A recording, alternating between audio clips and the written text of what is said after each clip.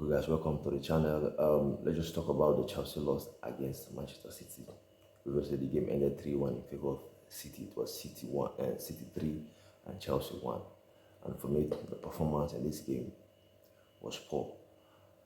Honestly, that Chelsea lost the game, I wasn't surprised. Because in my preview, I said the game could go either side. Chelsea could win the game, Manchester City themselves could win the game, because I feel like this Chelsea team, their performances, recent performances have been really poor. So I will not be surprised if they lose the game. And for Manchester City, they themselves, they haven't been performing to the level. So I will not be surprised that they will lose the game. That is if Chelsea had won the game. But yeah, City won the game, and for me, I feel like Chelsea started the game very well. I feel like they started the game very well. High intensity, high energy. We are pressing well. And it was through their pressing that they scored the first goal through a mistake from the Manchester City defender, new defender. And obviously, it was an assist for Nicolas Jackson. It was good that he gave that ball, because this Nicolas Jackson, if he did not pass the ball, or if there was no player there, maybe he would have missed that chance. Even Nicolas Jackson is playing now, you know. So he gave the ball, passed the ball to Madueke. Good team, Madueke was there. You just need to tap the ball in 1-0. At the time, Chelsea were still the better team after they scored, creating chances, creating opportunity, and then they create another one that, for to be, I thought that's a goal. Especially with that opportunity fell into Kopama. I thought Kopama would shoot. I was expecting him to shoot. But fine, he passed the ball. But then he passed the ball. That was really wrong pass. I will not blame Jack from that one. Really, the pass was heavy from Kopama. I'm talking about Kopama. He himself has been poor. People are not really talking about this player. Kopama has been poor in the recent games that Chelsea have been, dropping points.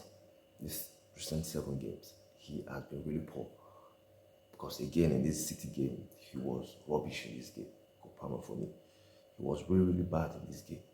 And like I said, people are not talking about how poor he has been. Kopama himself, good player. But if he's poor, they have to say it. Kopama has been poor. Like like that pass from him was so annoying, because that was a goal. That's a clear goal opportunity. If you're playing a team like Manchester City, you don't miss chances. When you create chances, you have to take them. Even if City themselves haven't been good in terms of the level that we know that they can keep, but they're also a good team. They also have some very good players. So when you have your opportunity, you have to take it. So that opportunity that Kopama missed, for him not to shoot the ball, and okay, you decide to pass the ball, but your pass was so heavy. It was poor from him, really, really poor, from Kopama.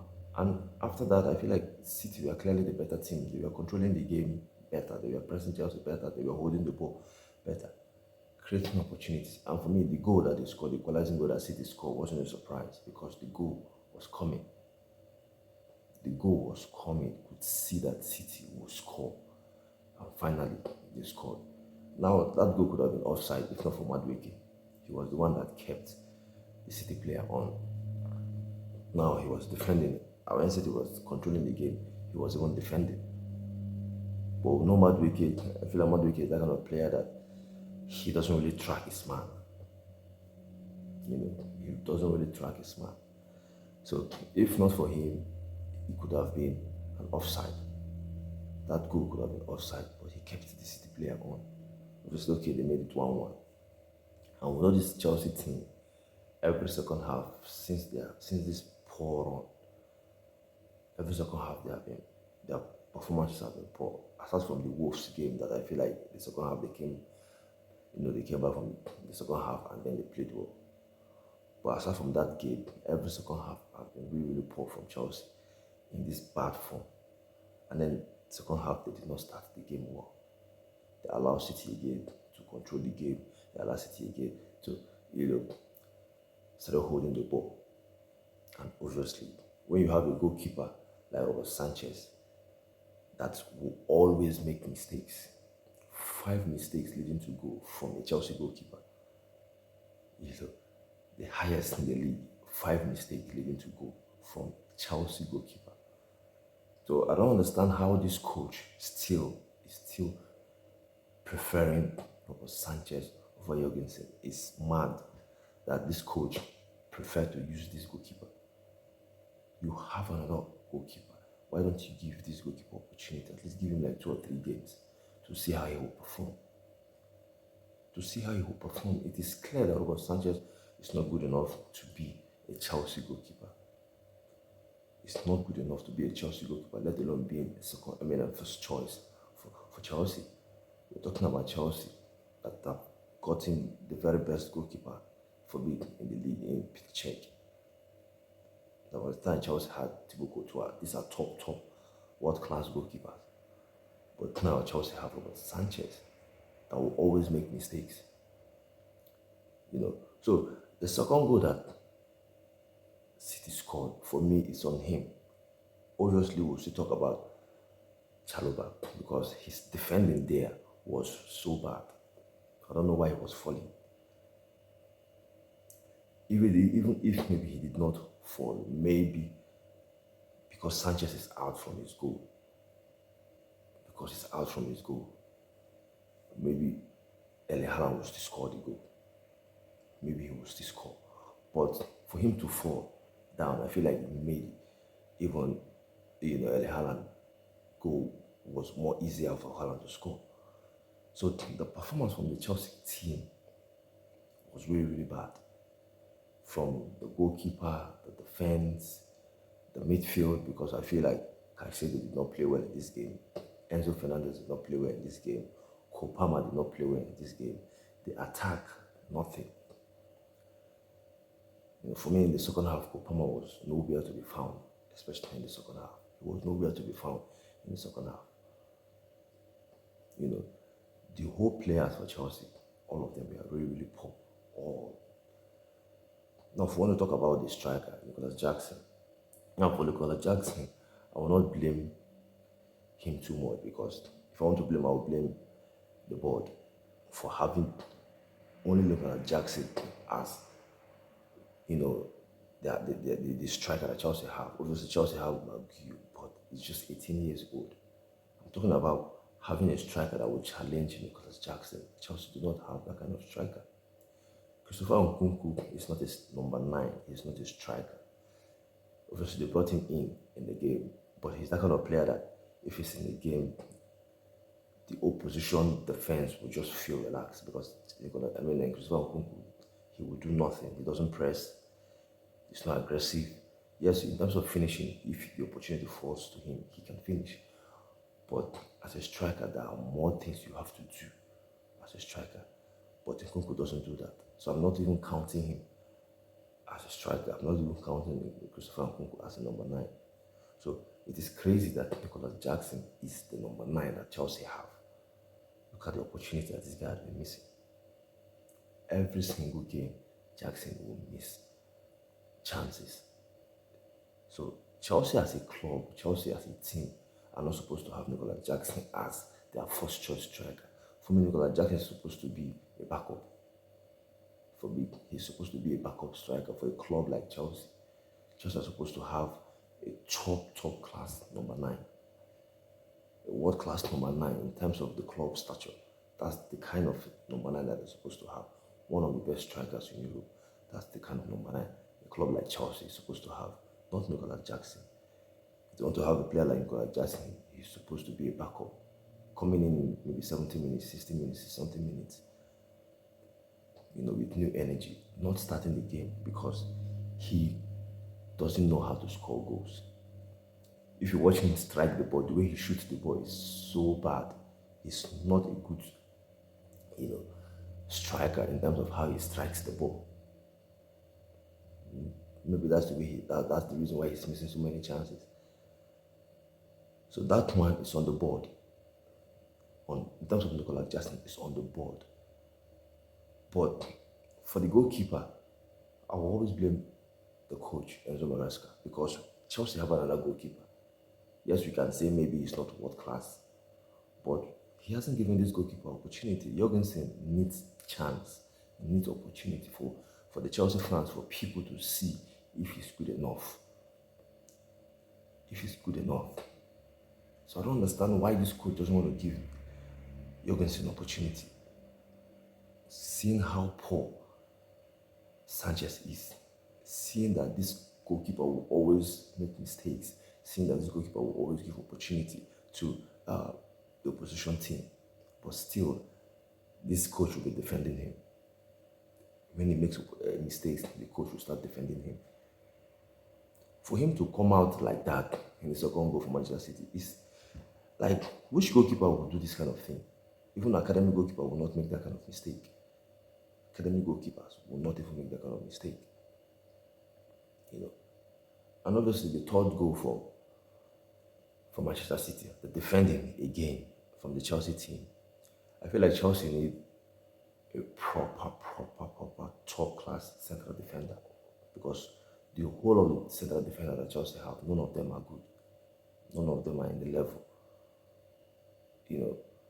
for the club. None of them. Look at the defending.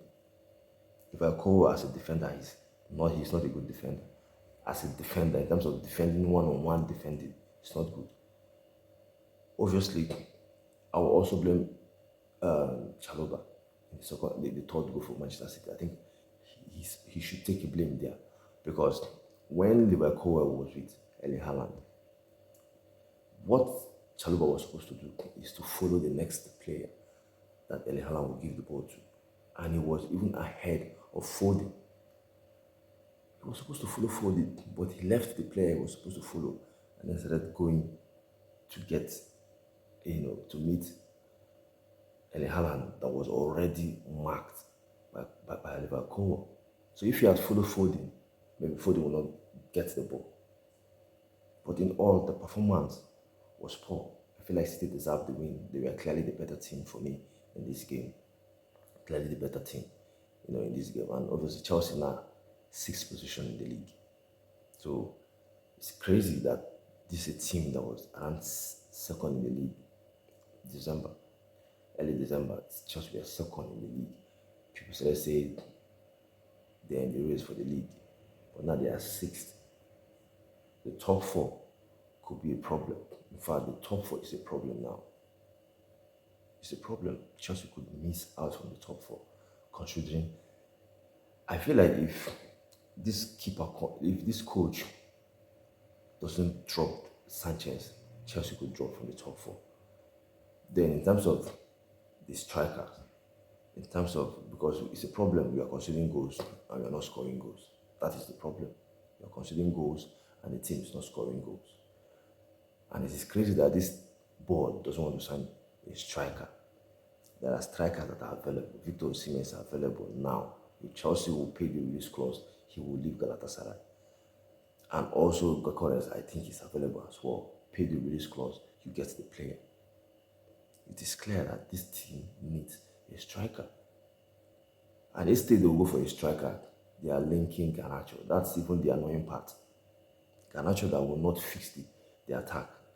Garnacho that the wingers that Chelsea have now, they are even better than him for me. I think they are better than Garnacho. And that's not what the team needs in attack. What this team needs is a striker that will drop Nicolas Jackson. That's what they need. And instead, this board will go get a striker. They're going for Garnacho. So sometimes it's annoying seeing how this Chelsea board react. They are spending money, but I feel like they are spending the money wrongly. Because why are they going for Garnacho? Why are they going for Garnacho? So for me, in terms of the performance, poor performance from this team. Poor performance. And for the coach, Enzo Maresca, maybe he thinks that they can't sack him. Yes, obviously they gave him 5 years contract. You shouldn't forget, when Chelsea sacked Graham Potter, it was also 5 years contract they gave Graham Potter. So maybe he thinks because they gave him 5 years contract, he cannot be sacked.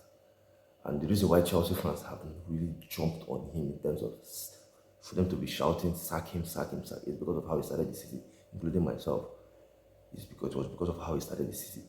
But it's annoying me with this goalkeeper. That's my problem with him. For him not to drop Sanchez, that's the problem I'm having with this coach now. For Nicolas Jackson, I don't have anything to say about that one because Chelsea doesn't have a player that will drop him. Chelsea doesn't have a striker that will drop Nicolas Jackson for me. So that one is on the board. That one is on the board. They have to go get a striker. So, but yeah, the performance was really, really poor. Really, really poor from this Chelsea team. And so, your thoughts, your opinion on the game. Yeah, how poor do you think Chelsea performed? Because it was really, really embarrassing performance from the Chelsea side. Your thoughts, your performance, and also your thought and your feeling on the game. And also, guys, if you're watching the video on YouTube, subscribe to the channel Blue Point TV. If you're new, like the video as well. It's really important. We're also on Facebook. You can follow the channel Blue Point TV. Share the video as well. Thank you, guys. Stay safe while I see you again.